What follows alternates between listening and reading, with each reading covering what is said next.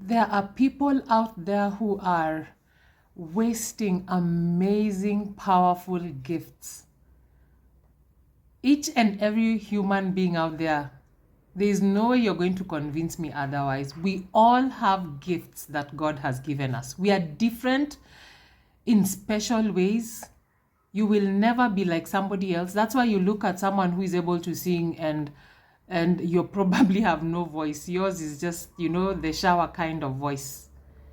That's why you look at someone like, for me in high school, throughout high school, to date, I hate numbers. Anything that has to do with numbers. I don't even understand people who love numbers. You venture into a career that has to do with numbers, accountants.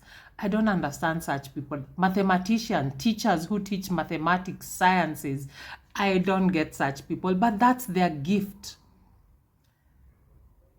But there's someone who is wasting their gift out there because they are waiting for the right time. They are waiting for things to line up.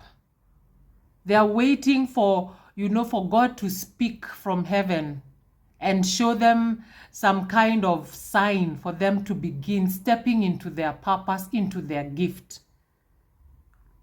There's someone who is a good, you're a good cook. When you cook food, people are just, nothing is left on the plate. And yet you sit down and are praying about, God, what do I do?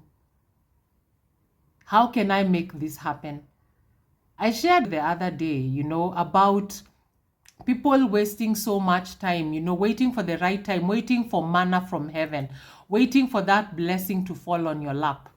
I gave an example of a young lady who was praying for a husband, but this lady will never try to socialize with anyone out there. She'll never go to church, or even if she goes to church, she'll never talk to anyone. She's always at home praying to God. And most of us are doing the same thing. How many people are praying for something that God wants to give you, but you're not stepping into that thing because you're not taking the steps? So today, what I wanted to talk to you about is taking the steps for God to bless those steps. Because even in His Word, I guide my clients through Bible principles. And there are 2 verses in the book of Proverbs that talk about God guiding your steps. So you have to be on the move for God to guide your steps. So the first verse is in Proverbs chapter 3, verse 6. It says, "In all your ways submit to Him, and He will make your path straight." So you have to first submit. And I know most people have submitted to God. But the thing about making your path straight, it means you have to be on your way for Him to guide you. God does not guide a parked car. A car has to be in motion for the GPS to work. It has to be in motion. There's no way you'll go sit in your car and not start your car and expect it to move or to take you wherever it is you want to go. Same with God. And God is not a magician. God is a God of process. He honors the process. So you have to begin baby steps first. Because if you notice, even with Christians up to date, God is not a God who will come and give you everything pop. He's a God who respects the process because He knows you have to go through a certain process for you to mature, for you to become better at something. Because right now, if He gave you a multi-billion dollar business, and you had no experience, you had no skills, you hadn't gone through the process, how are you going to make it work? Because you have to go through the process of maybe being trained, of maybe getting out there, making mistakes, even failing, for God to trust you with the keys to an empire. So have you started taking those steps? Have you started baking those cakes and selling them to your neighbors before God trusts you with the keys to a restaurant or the keys to even opening a hotel or something, a bakery? Have you started taking those steps? Because unless you first take the first step, God will not honor you. And that's a mistake most people are making. It is a mistake that I made. I remember before I started shooting videos, I would I struggled for a whole year. I wanted to, but I wasn't doing anything about it. I wasn't even recording them for myself until one night, you know, I'm telling God, please help me. I had done a video and I hated it, because I'm those people who gets on camera and I start mixing words. Like I get a brain freeze, like I forget words, and that I kept getting discouraged, because one of the things I would say, you know, people will judge me. If I say something wrong, people will judge me. And so I would cry out to God, until God one day told me, what do you want me to do? Go and do a video for you, like literally appear on camera for you.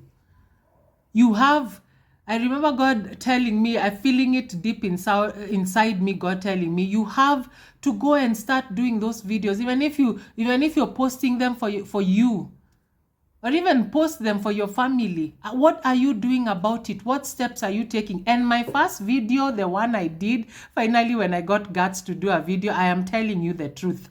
I started doing a video, I think at around 9 o'clock. 9 p.m. at night. Jua iliwaka while I was doing that video. But I'm telling you, nowadays, I take maybe at most 10 minutes to do a video. I would say 7 minutes. The first one, a whole night, guys. So start taking those steps. If it's confidence, you don't talk to people, you fear talking to people. Start with one person. Start talking to that person you fear. Start going out with people, or I don't know, just put yourself in those uncomfortable situations. You might feel like you've made a fool of yourself, but it's okay. I even remember the first time I got employed and went for a meeting with people who had been there doing it for so long. I remember sharing something, I can't remember what it was, and people looked at me like, sasa unatuambia nini? And people will look at you and judge you. But for me, I kept insisting, talking in meetings, even when I wasn't making sense. And at some point, I could tell that I was growing. So even for you, maybe you're employed and you're struggling with, getting confidence to be able to present in meetings with your bosses and everything. Do it. Make a mess. Fake it until you make it.